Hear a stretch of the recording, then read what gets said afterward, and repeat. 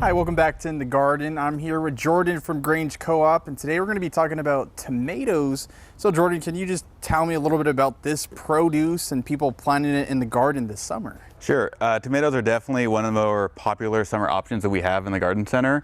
We go through thousands, and it can be a little daunting, especially for the first-time gardener when they come in and they see all these varieties, all these labels and these terms they might not be familiar with. So I thought we'd just go down, and demystify some of those and help people make a better educated choice on there. The first label that they'll probably come across is determinate versus indeterminate. So most of your garden centers, seed labels, all that stuff will have them well labeled. A determinate tomato is a shorter, stockier variety. Okay.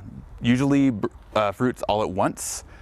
So great for harvesting and processing for food. Indeterminates are more familiar with those on-the-vine tomatoes. They're going to be a lot taller plant, going to need a lot more support, but they're going to fruit for the entirety of the season. Is there a difference between the regular, I guess, plumpy tomato and the little baby tomatoes? There is. Just a totally different plant? And that's not a different plant, but it's different variety of tomatoes, and that's the next thing.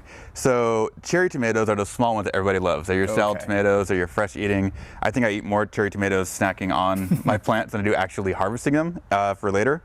Then you get to your slicers. They're your mid-range ones. They're your all-purpose and probably the most variety of tomatoes you're going to find in that category.